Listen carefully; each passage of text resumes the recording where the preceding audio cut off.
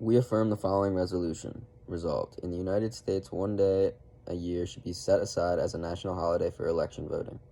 Therefore, our framework should be based on whichever side proves their system is more democratic wins. Contention 1. Increase voting turnout. First, note that having a holiday would increase voting turnout. According to Kristen Clark, President and Executive Director of the Lawyers Committee for Civil Rights under law, making an election day a holiday would transfer the culture around voting in our country and most likely inevitably improve turnout and participation rates across the board.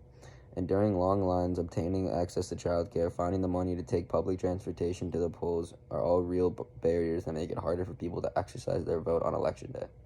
By clearing away some of these hurdles, we would inevitably make it easier for people to participate.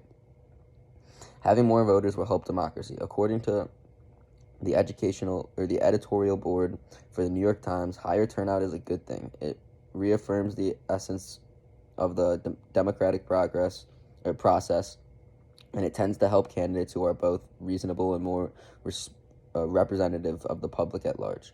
True that when more people vote, the electorate becomes more liberal. If Americans voted in proportion to their actual numbers, a majority would support a vision for the country far different from that of Mr. Trump and the Republicans in Congress. Democracy isn't self-activating. It depends on citizens getting involved and making themselves heard. An increase of democracy is good because it is good for people's health. According to Mark Rice Oxley from The Guardian, democracy is good for your heart, health, and longevity. A major study of 170 countries has concluded. Free and fair elections appear important for improving adult health, most likely by increasing government accountability and responsiveness. Life expectancy at 15 was 3% higher in countries 10 years after the transition to democracy than in counterparts that had not changed government type. Cardiovascular disease, tuberculosis, transport injuries, and non-communicable diseases also fell. Between 1994 and 2014, the increases in democratic experience resulted in 16 million fewer deaths of cardiovascular disease globally.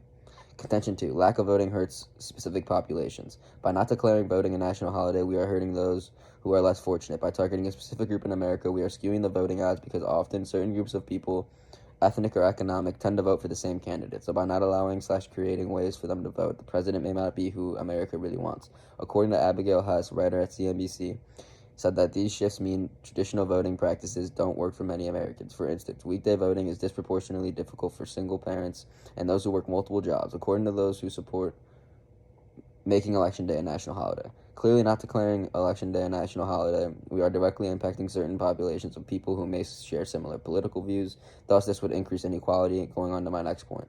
Not declaring voting day a national holiday would increase inequality, which would increase social justice and decrease the U.S. economy.